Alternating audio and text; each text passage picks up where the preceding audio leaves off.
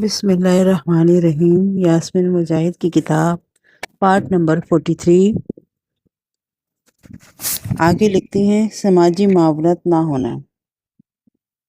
جہاں ہم اس بات سے آگاہ ہیں کہ اللہ سبحانہ تعالیٰ ہی ہر طرح کی شفا اور نجات کا حتمی ذریعہ ہے، وہیں خداوند تعالیٰ زندگی میں ہماری معاونت مختلف اسباب کے ذریعے فرماتا ہے۔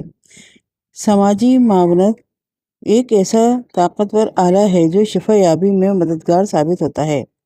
یہ مدد کسی معالج، استاد، عالم خاندان یا دوست کی طرف سے مل سکتی ہے۔ سماجی معاونت کی طاقت اس بات کی گواہی بھی دیتی ہے کہ ہم خود کسی دوسرے فرد کی شفا یابی میں کتنے مددگار ثابت ہو سکتے ہیں۔ ہمارے الفاظ کسی دوسرے فرد کو شفا میں مدد دے سکتے ہیں یا اسے تباہ کر سکتے ہیں۔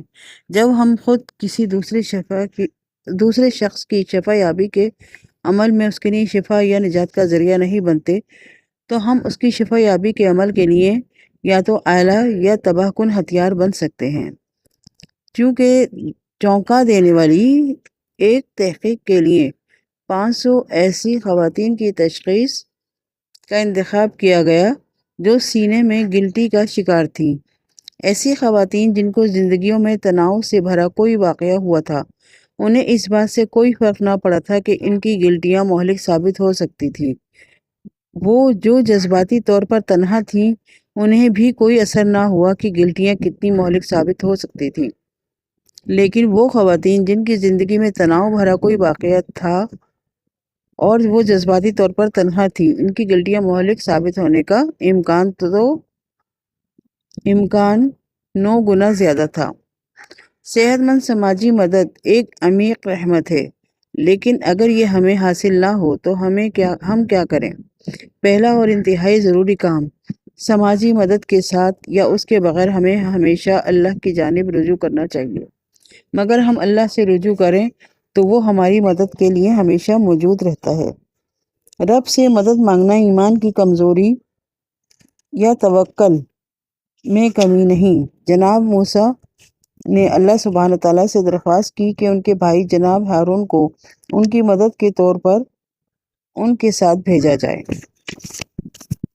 قرآن ہمیں بتاتا ہے کہ موسیٰ نے کہا، پروردگار میرا سینہ کھول دے اور میرے کام کو میرے لیے آسان کر دے اور میری زبان کی گرہ سلجھا دے تاکہ لوگ میری بات سمجھ سکیں، اور میرے لیے میرے اپنے کنبے سے ایک وزیر مقرر کر دے۔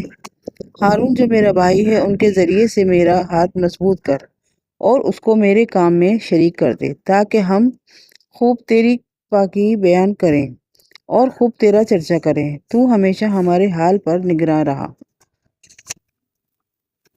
یہ ہم نے یاسمین مجاہد کی کتاب پڑھی ہے، ذات کے خالی پن کا مداوع، اور اس کا ابھی تک میں نے جتنی کتاب پڑھی ہے اس میں پہلا قدم اور دوسرا قدم اور اب تیسرا قدم ان کا آگے سے شروع ہوگا جو اگلی میں ویڈیو میں بیان کروں گی۔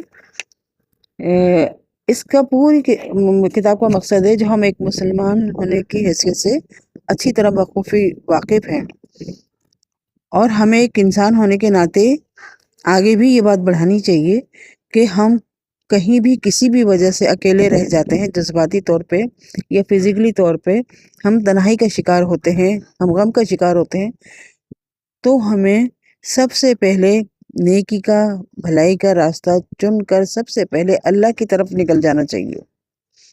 کتنا بھی ہمیں پریشانی کا عالم ہو، اگر ہم اللہ کی طرف رجوع کر پائیں گے تو ہم اپنے آپ کو آسانی سے سنبھال لیں گے۔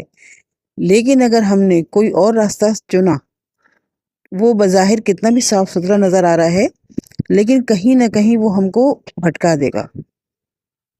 تو یہی وجہ ہے کہ اللہ تعالیٰ نے ہمیں ہدایت کے لیے پیغمبر بھی بھیجے، ہمیں ہدایت کے لیے قرآن بھی بھیجا، اور ہمیں دعا مانگنے کے تک کے طریقے سکھائے۔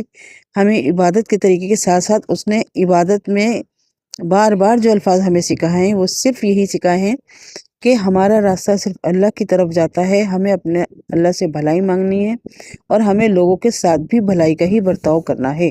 اس کے سوا ہماری تنہائی کا اور کوئی بھی علاج نہیں ہے، اور جو بھی جتنے بھی علاج ہیں وہ ہمیں بھٹکا سکتے ہیں، ہمیں اور مزید تنہا کر سکتے ہیں، ہمیں برباد کر سکتے ہیں۔ تو ہمیں اپنا خیال خود ہی رکھنا ہے، اپنے دل و دماغ کو خود ہی قابو میں رکھنا ہے۔ اللہ تعالی ہم سب کو ہدایت دے۔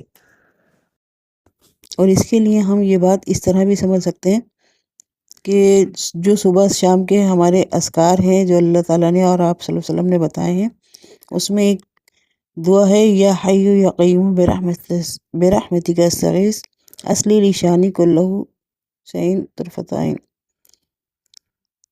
اے قائم و دائم رہنے والے، دنیا کو تھامنے والے، میں تیری رحمت سے فریاد کرتا ہوں کہ مجھے ایک پل کے لیے بھی اپنے نفس کے حوالے نہیں کرنا۔ اب آپ یہ دیکھیں، جب آپ صلی اللہ علیہ وسلم نے یہ دعا مانگی اپنے لیے اور ہمیں بھی بتائی، تو ان سے زیادہ تو کوئی ایسا شخص نہیں ہے جس نے زندگی کی ہر طرح کی دکھ تکلیف اٹھائی، ہر طرح کا غم سہا، اور لوگوں کو ہدایت کی طرف لائے، اور لانے پر بھی انہوں نے خوب پتھر کھائے اور خوب تکلیفیں اٹھائیں، لوگوں کی طعنے تشنے بھی سنے، لوگوں نے ان کو طرح طرح کی غلط سلط باتیں بھی سنائیں، لیکن اس کے باوجود بھی انہوں نے اللہ تعالیٰ سے مدد مانگی کہ مجھے ایک پل کے لیے بھی اپنے نفس کے حوالے نہیں کرنا۔ تو ہمیں سمجھنا چاہیے کہ اگر نفس ہمارے اوپر ایک سیکنڈ کے لیے بھی غالب آ جائے تو ہم نہ جانے کتنے گناہ گر بیٹھے ہیں۔ اس لیے ہمیں اللہ تعالیٰ سے ہمیشہ ایسی دعا مانگنی چاہیے کہ وہ ہم کو اپنی پناہ میں رکھے۔ اعوذ باللہ السمیع العلیم من الشیطان الرجیم۔